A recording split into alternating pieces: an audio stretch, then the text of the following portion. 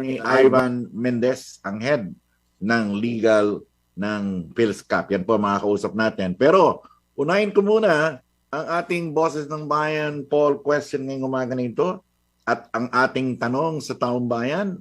Ito po, may malaking impluensya ba ang campaign jingles ng mga kandidato sa inyong mga botante? Meron bang malaking impluensya ang campaign jingles ng mga kandidato sa inyong mga botante? Yan po ang ating tanong mga kababayan. At syempre, mag-text kayo sa 0917-539-2189 mga kababayan. At syempre, mamaya makakasama na po natin itong grupo po ng PhilSCAP. Pero bigyan daan muna natin ang mga latest na balita mula po sa Radyo Pilipino News Center, ang Isahan Balita. Isahan Balita. Magandang araw mga kabagi. Narito ang mga balita. Patuloy na bumubuhos ang suporta kina Unit Team Standard Bearers Ferdinand Bongbong Marcos Jr. at running mate itong si Davao City Mayor Sara Duterte Carpio. Matapos na piliin ng mga ito ng unyon ng mga manggagawa kaugnay sa gaganaping Mayo 9, 2022 national election sa bansa. Ito'y matapos ang serye ng konsultasyon sa buong bansa na isinagawa ng pinakamalaking grupo ng organisasyon ng mga manggagawa ang Trade Union Congress of the Philippines o TUCP. Rank and file workers sa lahat ng industriya. Ayon kay TUCP spokesperson Alan Tanhusay, ang BBM Sara Tandem ang choice ng mga manggagawa para ihalal na presidente at vice-presidente sa dating na halalan. Ang BBM Sara Tandem ayon pa kay Tanhusay ang susuportahan ng hanay ng mga manggagawa dahilan ang dalawa ay pinaniwalaan ng mga itong susunod na leader na mag-ahon sa Pilipinas sa pandemya. Inihayag naman ni TUCP President at TUCP Party List Representative Raymond Mendoza na sektor ng mga manggagawa ay magsasagawa ng formal ng pag-endorso kina Marcos at Duterte. Sa linggong ito, ganyan din sa listahan ng mga senatorial candidates na napili ng mga itong suportahan. Sa iba pang mga balita, 8 pa ang nadagdag sa listahan ng mga bansa na kinikilala ng Pilipinas ang vaccination certificate sa laban sa COVID-19. Inihayag ni Cabinet Secretary at Acting Presidential Spokesperson Carlo Nograles na inaprobahan ng IATF on Emerging Infectious Diseases ang pagtanggap sa vaccination certificates ng mga biyaherong manggagaling sa Egypt, Maldives, Palau, Albania, Estonia, Greece, Malta at Uruguay. Kamakailan ay 15 bansa ang kinilala rin ng IATF ang vaccination certificates. Kabilang dito ang Argentina, Brunei, Darussalam, Cambodia, Chile, Denmark, Ecuador, Indonesia, Myanmar, Papua New Guinea, Peru, Portugal, Spain, Azerbaijan, Macau Special Administrative Region at Syria. Muling natasa ng IATF ang Bureau of Quarantine, Department of Transportation One-Stop Shop at Bureau of Immigration na kilalanin ang mga katibayan ng bakuna laban sa COVID-19 ng mga nabanggit na bansa.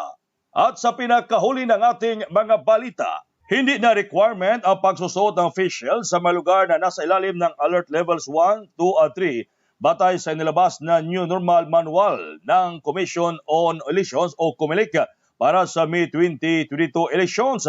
Nakasaad sa manual na ang paggamit ng face shields ay voluntary o sa may gustong magsuot nito sa mga lugar na nasa Alert Levels 1, 2 and 3.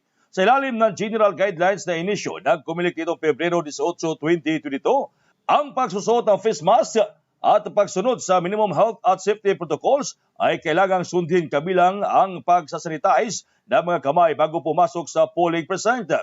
Kailangang dumaan sa non-contact temperature check ang boboto sa pagpasok sa polling precinct at kailangang may 1 metrong distansya sa isa't isa. Kung ang temperature naman ay mabot sa 37.5 Celsius pataas, kailangan siyang asikasuhin ng medical personnel at kung matiyak na may lagnat, dadalhin siya sa isa magkahiwalay na polling facility para makaboto. Kontrolin din ng COMELEC ang tamang dami ng tao na nasa loob ng polling precinct depende sa alert level ng isang lugar. At yan ang ating mga balita. Ako po ay yung kabahaging Arnel Bantog ng DWRN Radyo Pilipino Dumaguete. Balikan natin si kabahaging Jake Maderazo para sa programang Isahan Balita. Maraming salamat Radyo Pilipino News Center sa Isahan Balita.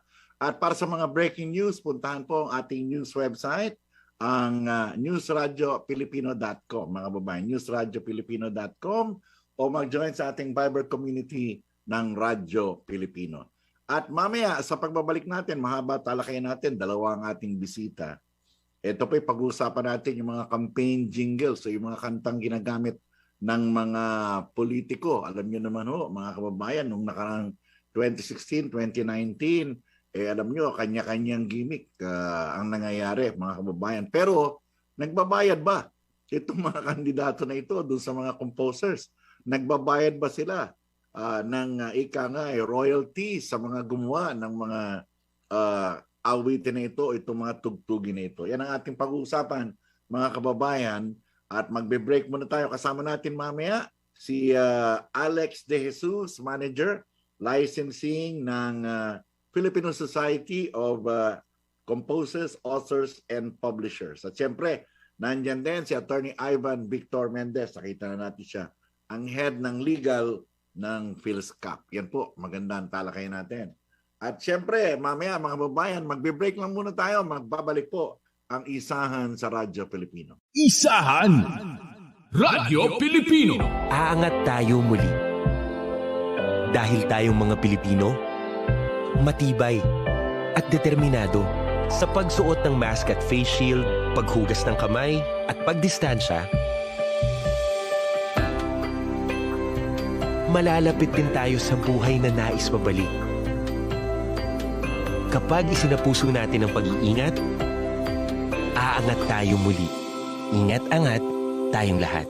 Bahagi ba ng pangkabuhayan mo ang agrikultura? Nais mo bang makakuha ng impormasyon, tulong at gabay ang iyong mga katanungan tungkol sa agrikultura? Sasagutin natin yan sa Asenso Agri-Negosyo. Mga impormasyong makabuluhan at makatutulong sa negosyong pang-agrikultura. Asenso Agri-Negosyo. Agri ka ba? Samahan na ang inyong kabahagi at hero sa agrikultura. Hero Robregado. Lunes hanggang Biyernes, alas 5 hanggang alas 6 ng umaga. Asenso Agri-Negosyo. Dito lang sa kabahagi mo, Radyo Pilipino. May iba na ba siya? Kasal ba kayo? Hanggat nasa tama ka, kakampi mo. Kakampi mo ang batas. Lunes hanggang Biyernes, alauna hanggang alas 2 ng hapon. Kasama si Attorney Melanio Batas Mauricio. Attorney Batas. Kakampi mo. Kakampi mo ang batas. Dito lang sa kabahagi mo, Radyo Pilipino. Nagbabalik ang Isahan kasama si Jake Maderazo sa Radyo Pilipino. Isahan, boses ng bayan. Tayo sa Isahan sa Radyo Pilipino at siyempre balikan lang natin yung ating pong question of the day at tinatanong natin na may epekto ba sa inyo? Ito pong sabi nga natin, itong mga campaign jingles ng mga kandidato. May malaking impluensya ba ang mga campaign jingles sa mga kandidato sa inyong boto? Yan ang ating tinatanong, mga kababayan. At meron pong ilang reaksyon na. Meron ilang reaksyon galing kay 6691. Ito po, 6691, mga kababayan. Ang sabi po nitong si 6691, sa akin, oo.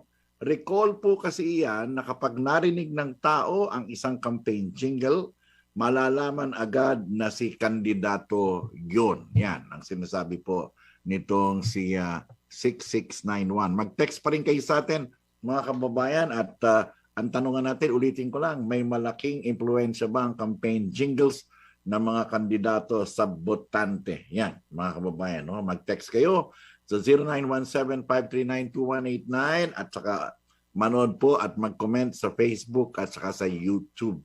Tayo po ay naka-live. At sa pagkakataon na ito, ito na po yung bisita natin na originally, akala ko dalawa eh. Nung pala, isa lang. Ha? Si Attorney Alex o Ivan Mendez. Siya po ang head ng legal ng PhilSCAP, mga kababayan, Philippine Society of sa mga lisensya, mga composers and public. Anyway, without further ado, magandang umaga po sa inyo, Attorney Mendez. Ano po? Yes, so Morning. good morning. Yeah, good morning, Jake. I hope you can hear me. So, yeah, thank you for having me and thank you for giving us the opportunity to maybe clarify also the process of licensing through your program.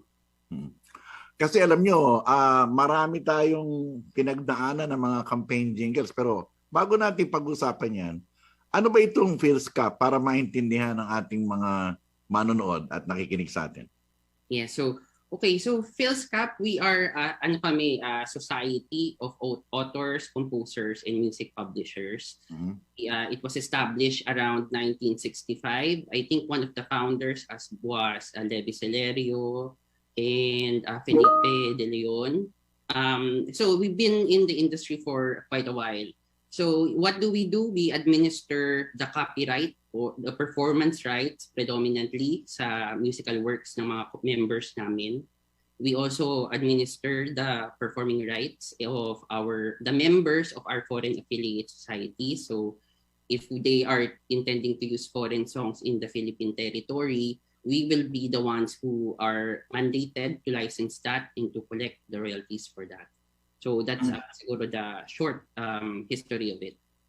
Pero itong PhilSCAP ay iba ba ito doon sa isang grupo? Yung grupo naman ng mga record, ano mong tawag doon? PRM or something like that? Opo. Iba pa po yung society na yan. Kung kami po, ang ina-administer po namin ay musical work o musical composition. PRM naman po is administering yung for the producers, yung the rights over the original sound recordings. So sila sa mga parang labels ang hawak nila, no ha? Parang ganon, music producers.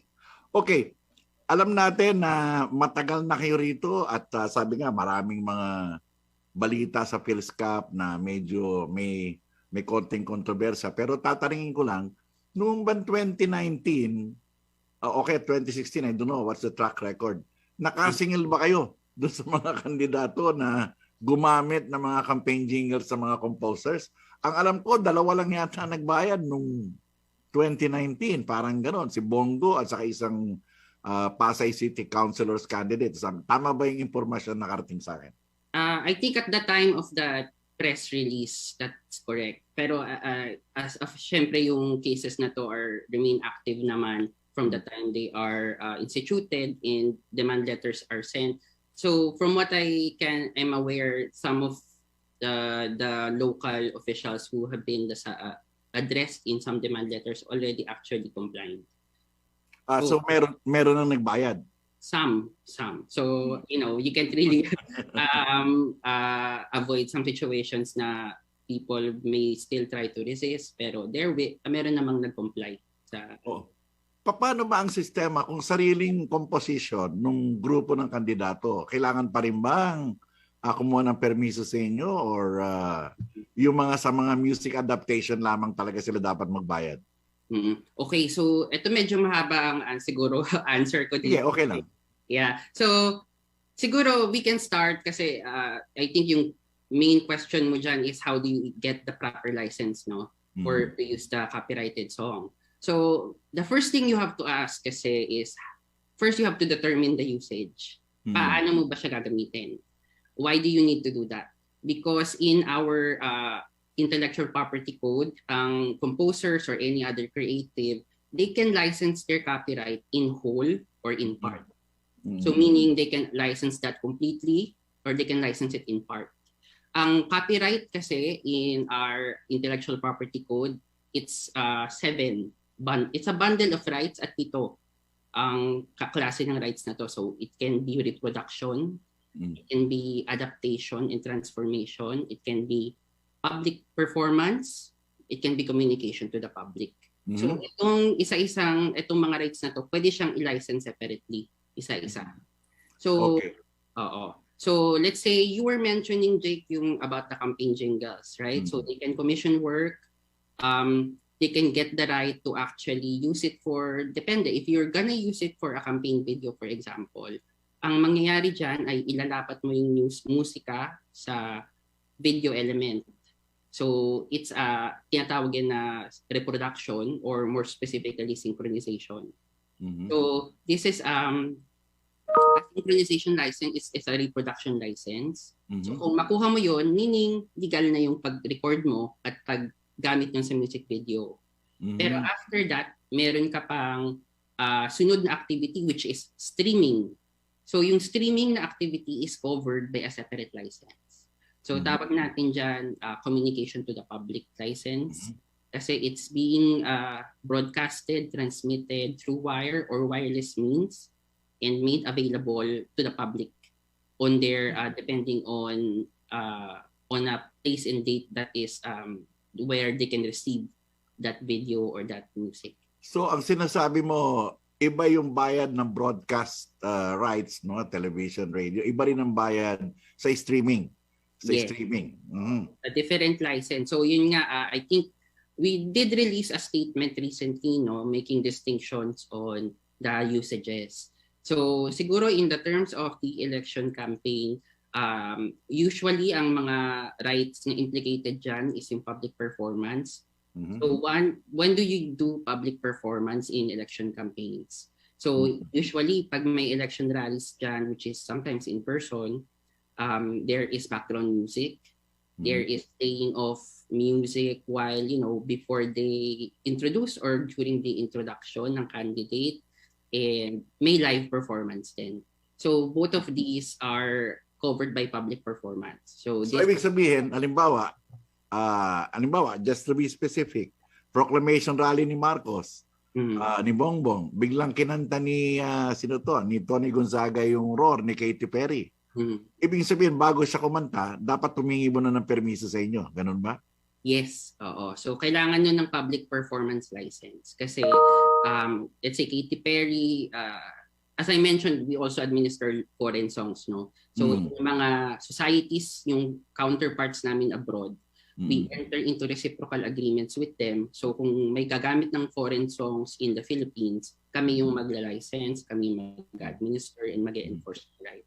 So yun, Katy Perry might be part of the catalog po ng societies na like ASCAP or BMI or CESAC, which is counterparts po namin. So the license will be issued by us. So ang sinasabi ninyo, for example, kung meron kayong campaign, kung meron kayong kakantahin na copyrighted na material, dapat meron kaagad, kumuha muna kayo ng lisensya from PhilSCAP, di ba? And then, 2 lisensya ibibigay ninyo at 3 siguro, yung live performance mo. Tapos kung i-air mo yan, i-stream mo yan sa YouTube, may bayad din yan. At saka kung i-broadcast yan sa television, iba rin ang bayad nun. Yes. Ama ba? No, 3. No, ha? So communication, ayun. So I mentioned, Jake, di ba, public performance. You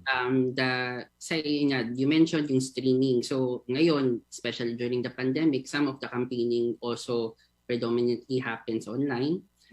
Some candidates might prefer to air their campaign videos or use music on their own websites or on social media. So ito, more technically in our law, tawag dito communication to the public. Ayun, okay. So, okay. Separate, right? Puntahan ko lang yung mga specifics sapagkat ako, sabi ko nga, we are in the 70 days bago mag-eleksyon, di ba? Ang alam ko, si Isko Moreno, meron siyang kanta, di ba? Yung kanta niya, Nais Ko. Na Isko, ganyan ang dating niya. Pagkatas meron din siyang Dying Inside to Hold You. Alam ko, meron din siyang ganon. At saka, posible, yan ang narinig ko. Di ba? Ito ba may permiso sa inyo? Kasi babanggitin ko rin, si Bongbong, ang gamit niya, Umagang Kay Ganda, at saka Ako'y Pilipino. Si Lenny, ang ginagamit yata ni Lenny ay Paraiso. Di ba? Ni Kayabyab. Tapos si Tito Soto, yung kanyang magkaisa, siya nag-compose nun. Kinanta nung anak niya. I don't know. Well, kabisado naman.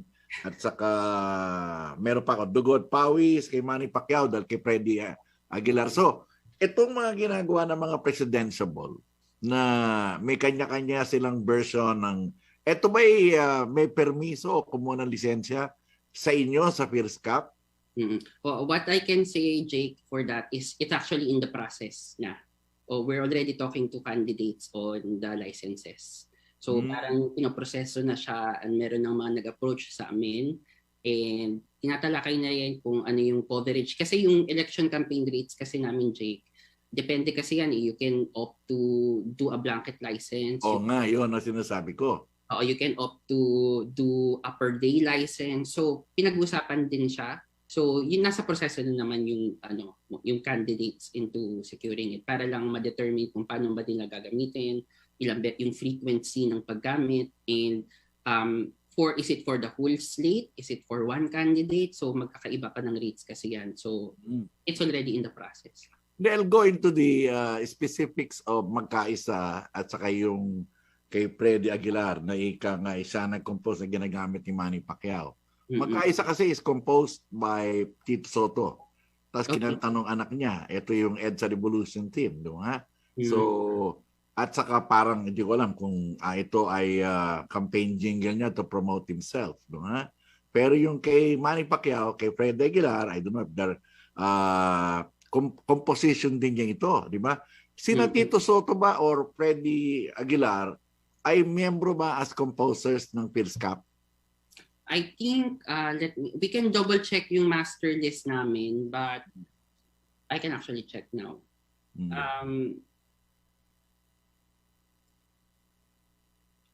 Okay.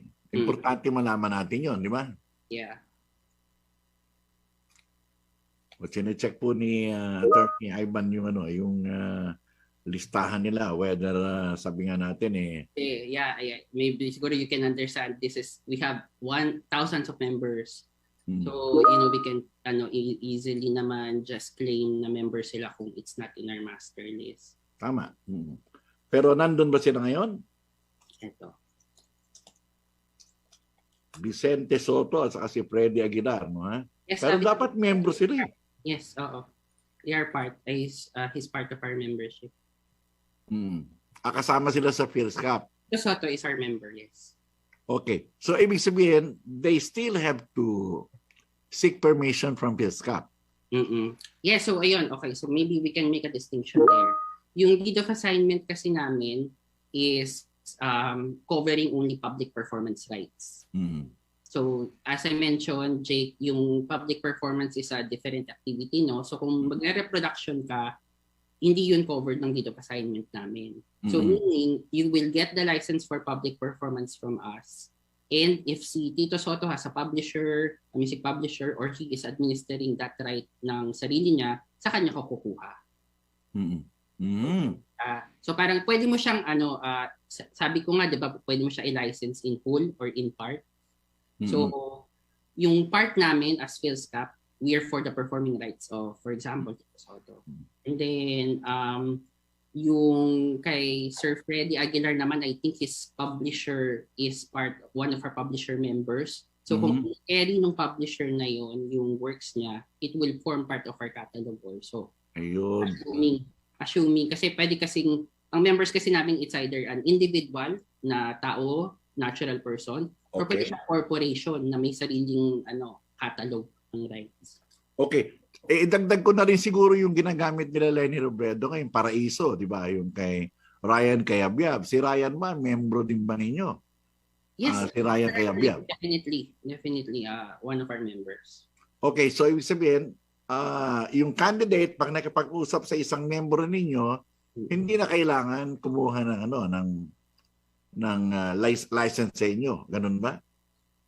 So separate po yun. Sabi ko po, kasi pwede pong i-retain ng composer yung ibang portions. Di ba may 7 po siyang copyright. With all 7 economic rights. So as kunyari ako po ay isang composer, pwede ko pong i-assign yung public performance sa isang entity. Tapos ako na lang po yung magla-license ng reproduction or synchronization.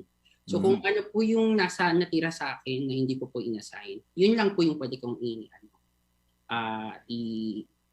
So, and i-license. So, kung nasa amin po yung public performance, aside from talking to the composer also, you'll have to also talk to us and get for the portion of your campaign na magpa-publicly perform ka. Ayun. Yun na importante. At least maliwanag yun. Kung gagamitin mo sa public performance, whether yan ay broadcast rights, o kaya whether yan ay streaming, o kaya ay, sabi natin, campaign rally na malaki, that requires broadcast din, kailangan kumuha, public performance, kailangan kumuha sa inyo ng permiso. Ganon. Yes. Okay. Anyway, alam nyo, napaka-importante nitong mga campaign jingles na ito. And you and I, Attorney Ivan, alam mo, nung nakaraang eleksyon, 2019, Sino ba mag-aakalang mananalo si Bong Revilla, 'di ba? Meron siyang last minute campaign, yung Buduts. yung Buduts, sumayaw siya ng Buduts, kasama yung mga animation na chocolates or something like that, 'di ba? Pero yung bang ganon, yung ganong Buduts dance, kasama rin sa inyo 'yon.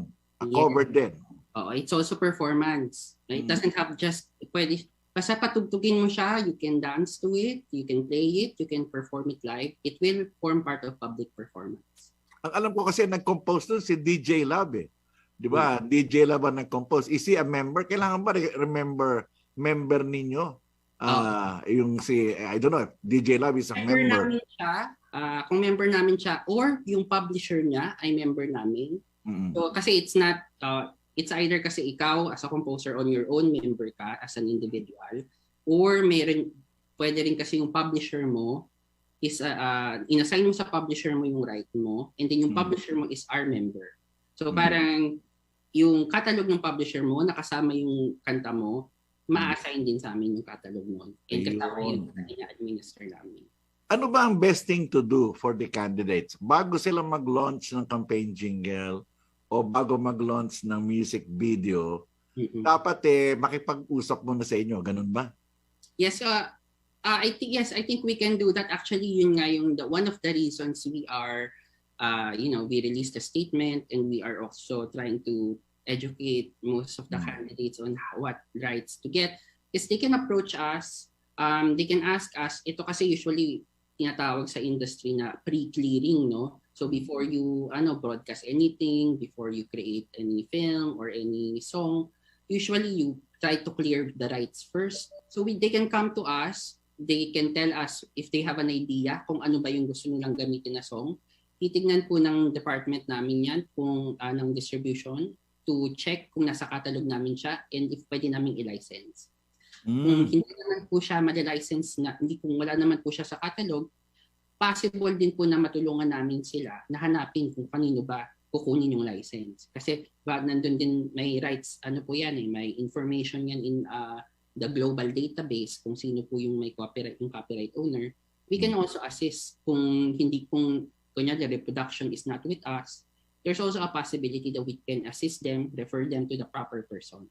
Ayun. Anyway, so naglabas na kayo ng press release asking the candidates handlers na teka muna, you go into the processes na ganito ganyan.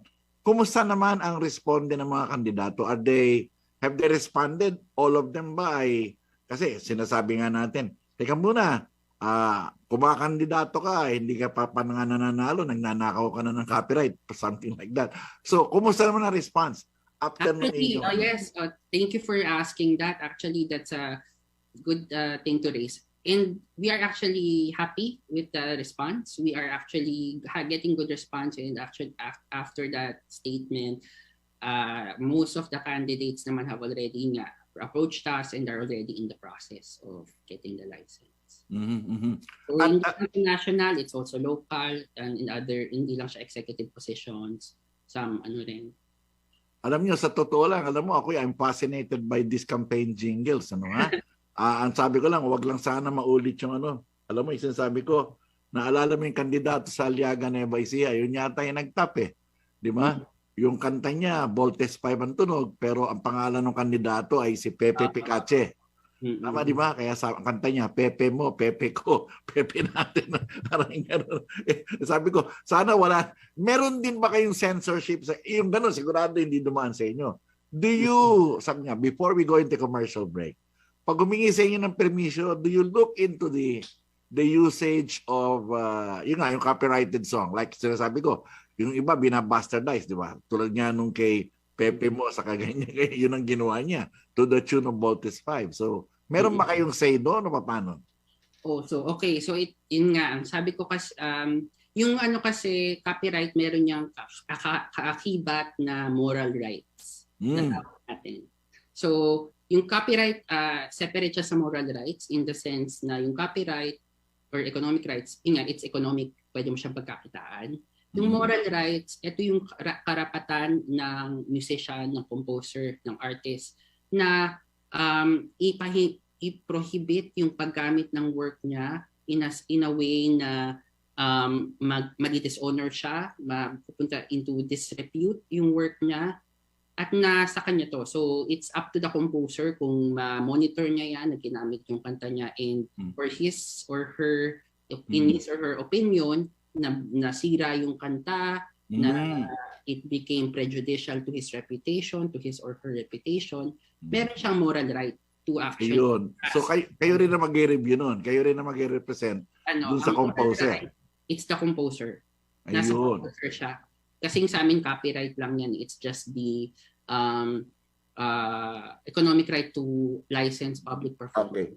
Pero tutulong din kayo. Dahil siyempre kayo tumutulong economically doon sa composer. Kung nasaktan siya, ang ginawa sa kanta niya ay talagang ginawang bastardo, lalapitan kayo nun, di ba? Dahil kayo nang bibigyan ng economic benefits. Yes, so yung ganyan, our composers, yung members namin can always approach us and tell us, I saw my work being used nang hindi ako nagsasang-ayon sa paggagamit niya. Feeling ko na bastardize nga yung kanta. So he can give us the letter, and then we can approach whoever was using that work and tell them na our composer finds this to be violative of the moral. Okay. Sige, Attorney Mendez, magbabalik tayo. Marami pa tayong pag-uusapan. Kasi ako nga, sabi ko, I've been admirer of these campaign jingles. Sabi ko nga, pag-usapan natin yung 2016, 2019 ng mga sumikat na mga jingles, saka yung mga pinapalabas ngayon to the context of PhilSCAP.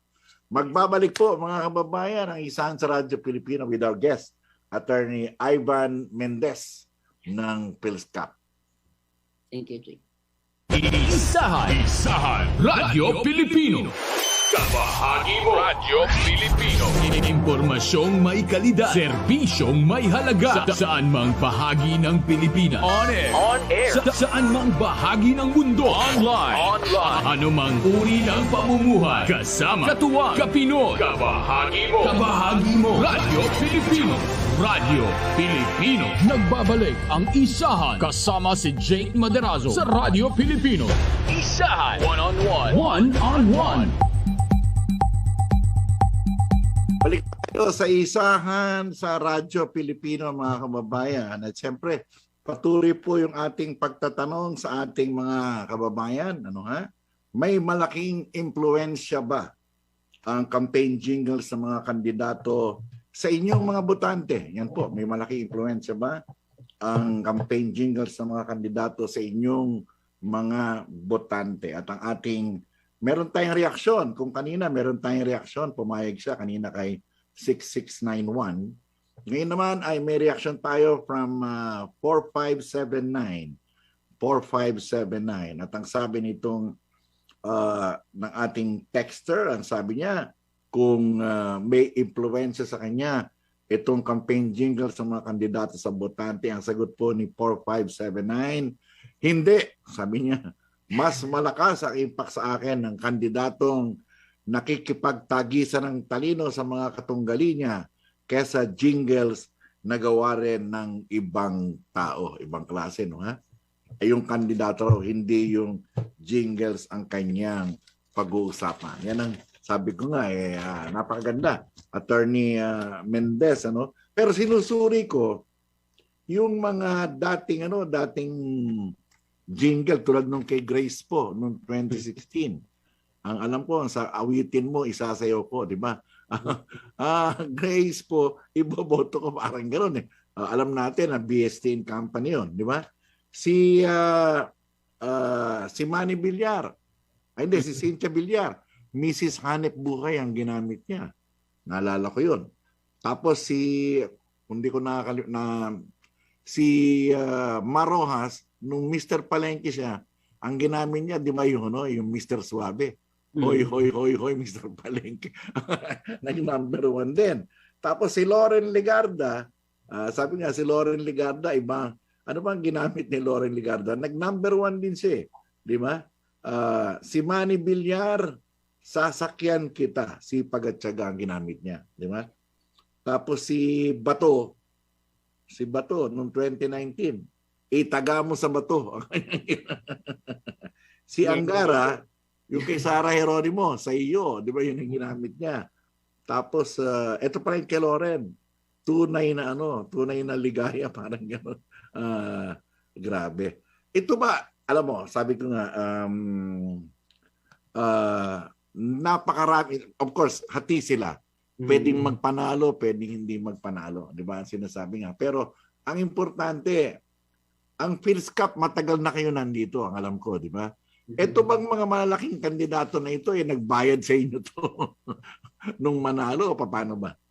Oh, well, nung manalo, well, we'll have to, ako kasi right now I don't have the records available yung previous elections pa. Pero I did try to ask yung yung department, pero I think there are nagbabayad naman yung iba.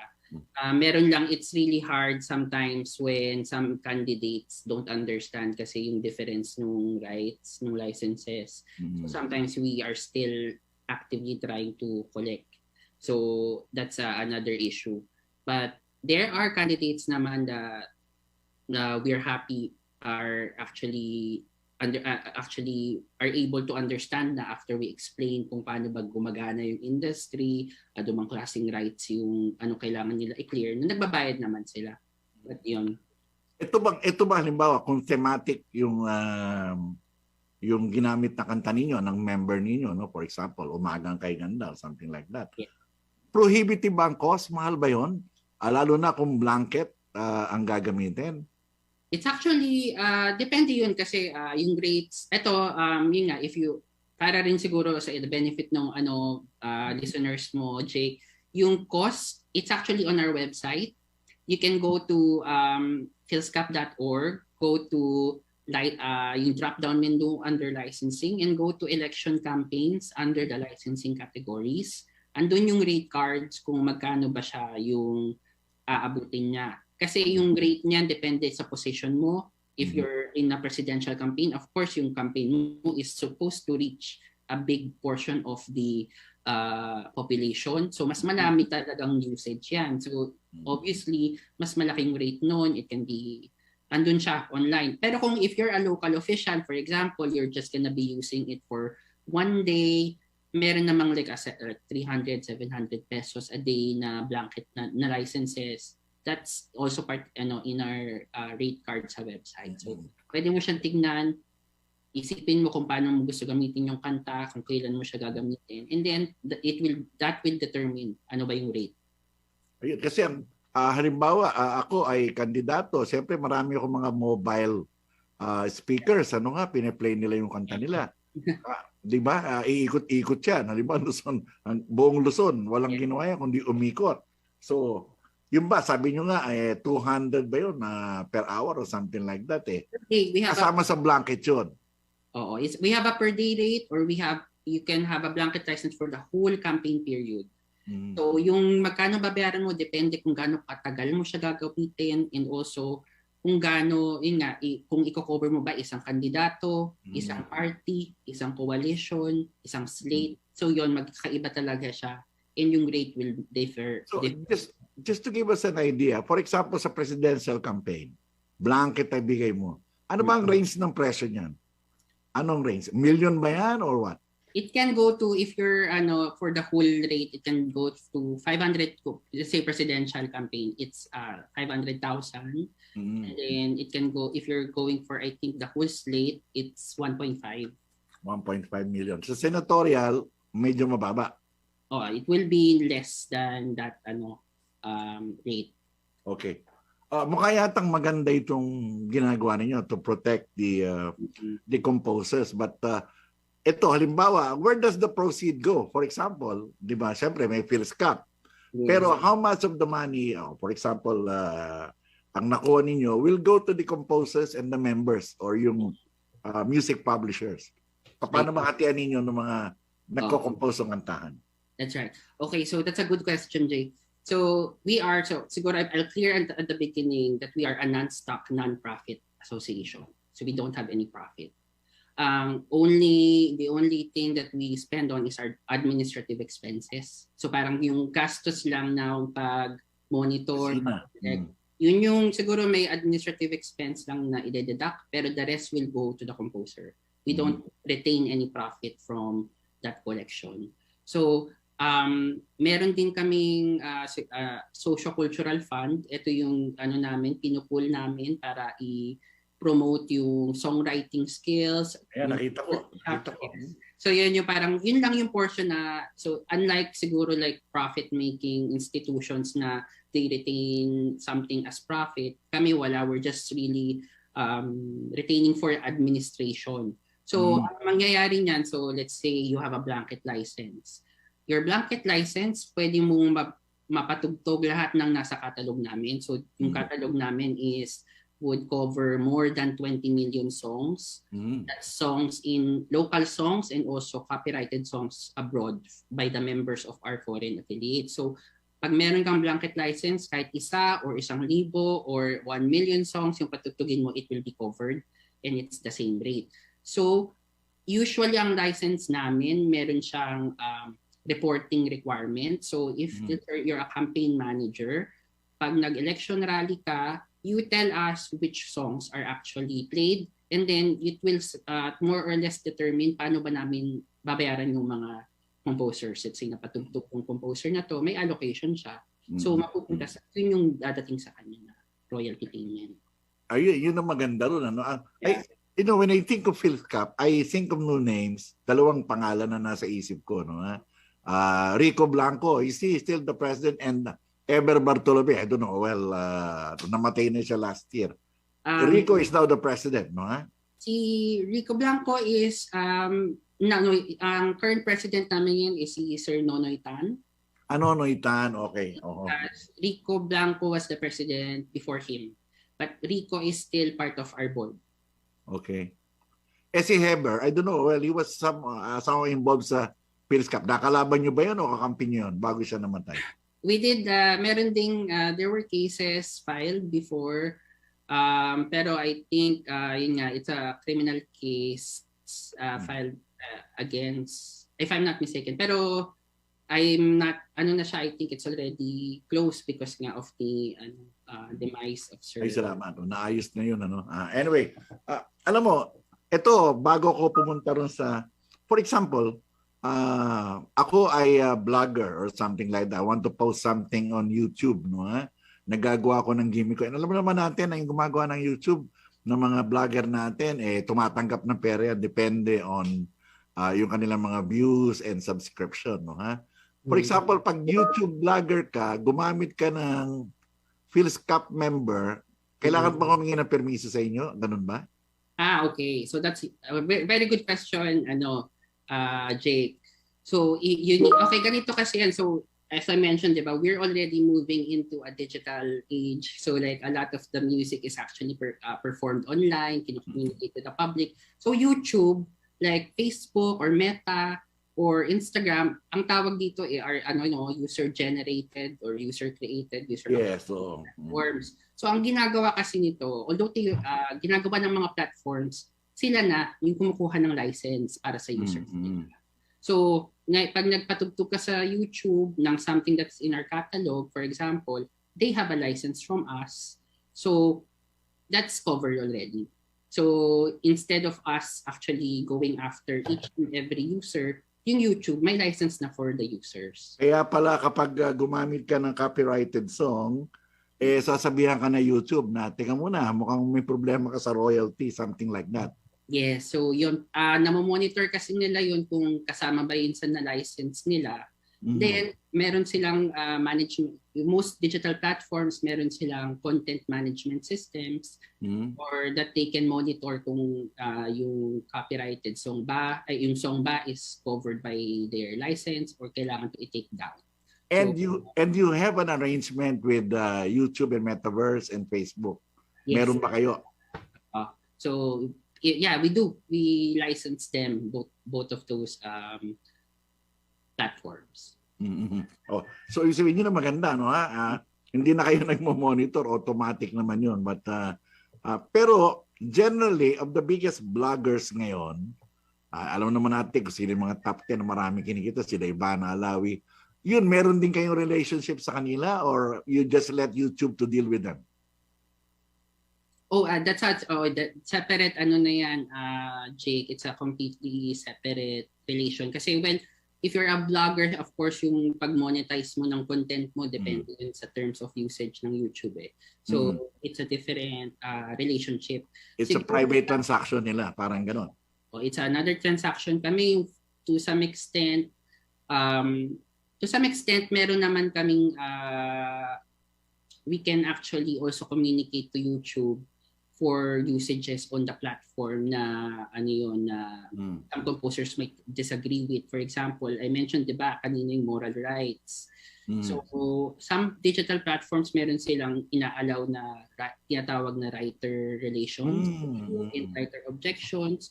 So, if yung composer tingin na yung may political or moral reason siya to object to the use. Pwede.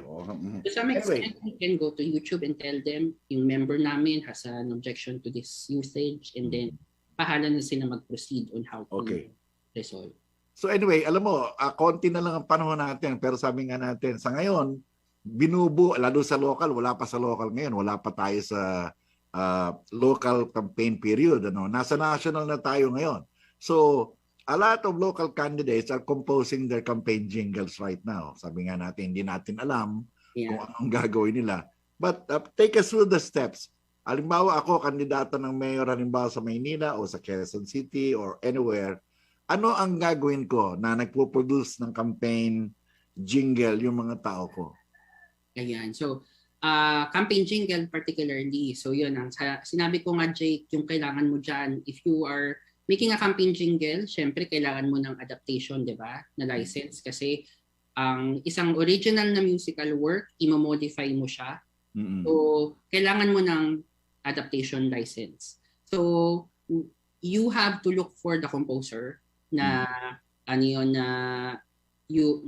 work na yan. So we can assist there. You can call us sa licensing at philstop.com. You can call our licensing manager, Miss Alex Jesus, and we can determine kung nasa catalog ba namin yung kanta na yan, and then if malalicense namin.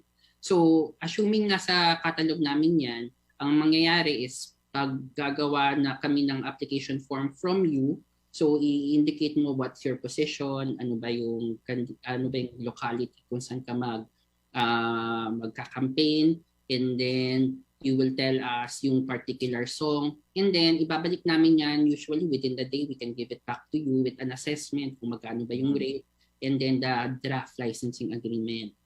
If you are able to sign the licensing agreement within that day, pwede na yang we can immediately issue a billing, and then when you pay it, we will issue you an official receipt. Tapos pagka-issue ng official receipt, pwede mo na siyang gamitin. Okay. So ito yung transaksyon na kausap mo yung composer and then tatanungin mo sa PhilSCAP whether that composer is a member, and then kasama ba yung kanyang kanta dun sa ikangay catalog of songs ninyo na napakarami, 20 million. So, more than 20 million. So that is the first option. Pero paano po? Can the candidate kausapin na lang yung composer? Tayo na lang mag-usap. Parang ganon. Without PhilSCAP. Oo. Actually, they can do that. Pero yung ano nga, kasi as I mentioned, iba-iba, marami itong klase ng rights, no? So yung public performance na, pwede kasing nasa amin yung public performance right, pwedeng nasa composer is the reproduction right. So you definitely can approach the composer, pero you have to be very clear ano ba yung paggamit na gagawin mo. Kasi kung wala sa composer yung public performance rights, you have to clear with us. Pero kung yung reproduction lang, let's say, nasa composer naman yun. Adaptation lang o cover. Hindi naman niya inassign yung right na yun at nasa kanya lang. You can get the license directly from that composer or yung publisher niya. So, Pero the moment na gamitin niya for public performance, sinasabi ninyo, hindi naman hawak yun ng composer. Parang something like that. So, kung member namin siya, tapos inassign yung public performance right over the song to us, hindi yun yung portion na right na yun. You have to get it from PhilSCAP. So, hindi na ibibigay yun ng composer, yung public performance? Yes, kung na-assign sa amin. Kung hindi na-assign sa inyo, halimbawa, wala tayong problema. Hindi mo kailangan ng PhilSCAP clearance. Di ba?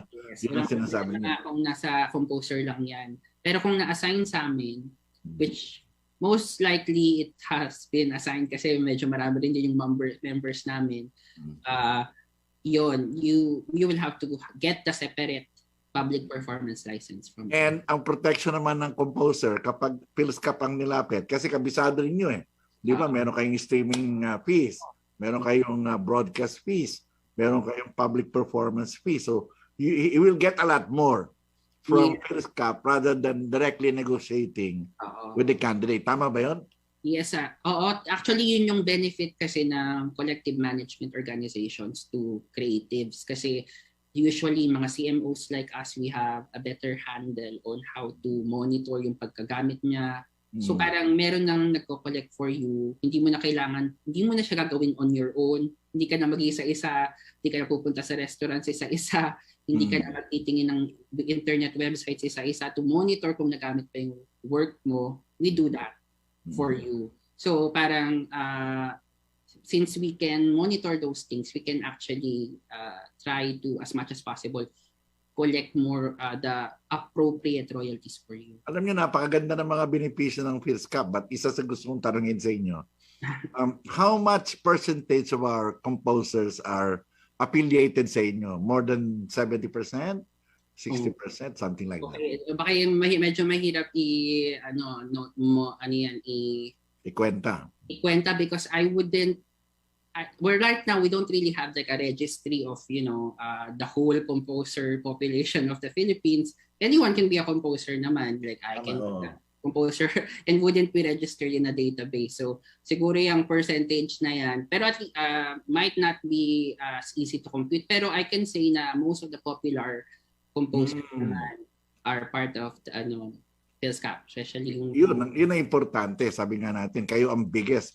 Anyway, ang alam ko may mga arrangements din kayo sa mga TV stations, di ba? GMA7 correct. And ABS-CBN and all the other networks, di ba? So yeah, as I mentioned, di ba, yung meron din kami, we also administer yung communication to the public. So this covers yung broadcasting.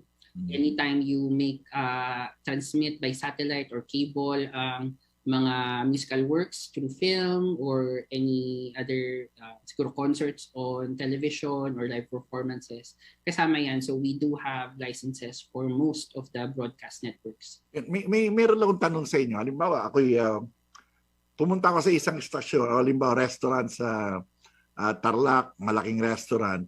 Tapos naka-tune in yung isang FM station, no ha? Naka-FM station sila.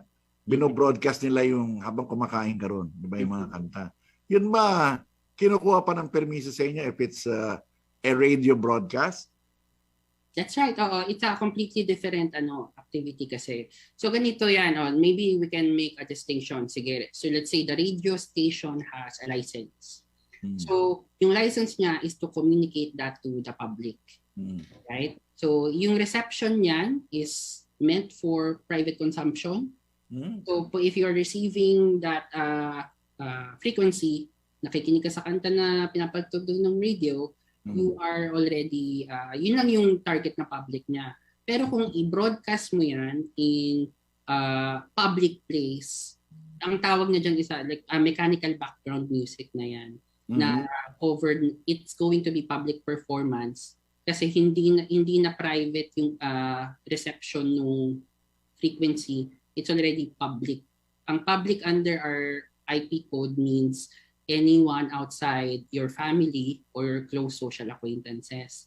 So, so yun yung definition ng public in our IP code. So yung mga restaurant na yon ay kailangan kumuha rin ng permiso sa inyo. That's correct. Actually, if I can, there's a Supreme Court decision already on this it's a PhilSCAP versus Benjamin Tan. It actually says na yung if you play music in restaurant, it also forms part kasi of your overhead, di ba? Ng expenses mo. So you really need to pay royalties to the composers. So parang nagdagdag ka kasi ng audience eh.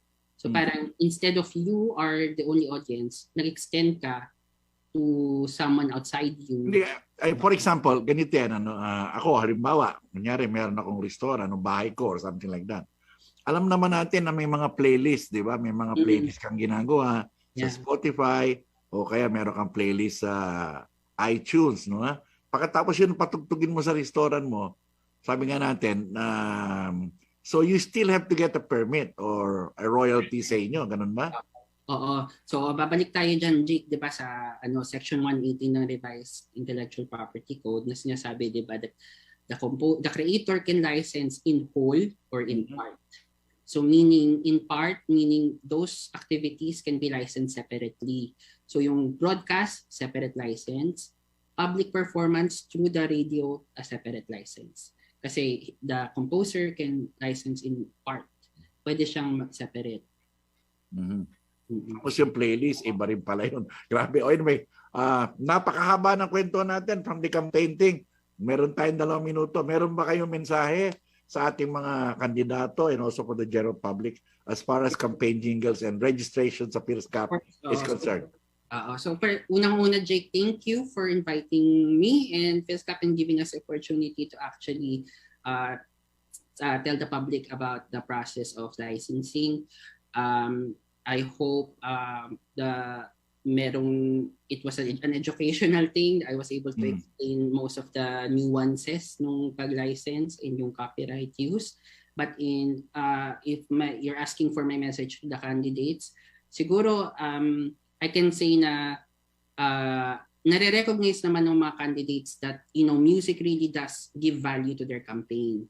Actually, I was happy one of the responses nga of your listeners, he or she said na they actually do value yung music in terms of recall. So there's really a value in that, in the use of the music in terms of marketing yourself as a candidate. So I hope that the candidates would actually be mindful enough in respect at intellectual property enough to make sure that the composers who have undergone labor to actually create their composition will be remunerated and the license. Oy, maraming salamat sa iyo, Attorney Ivan Mendez, Head ng Legal ng PhilSCAP, mga kababayan, Filipino Society of Composers, Authors, and Publishers. Salamat po na marami sa iyo, sir. Thank you po. Thank you, Jay. Okay, mga kababayan, salamat sa lahat na nanood, nakinig sa ating Radyo Pilipino, sa Facebook, sa YouTube, at sa ating mga AM, FM at TV stations. Ako ang kabahagi ninyo sa Bayang Pilipinas, Jake Madarazo. Harapin natin ang bukas ng may pananampalataya at pag-asa. Magandang araw po sa inyong lahat. Inyong natunghayan ang isahan kasama si Jake Madarazo. Hanggang sa muli, dito lang sa kabahagi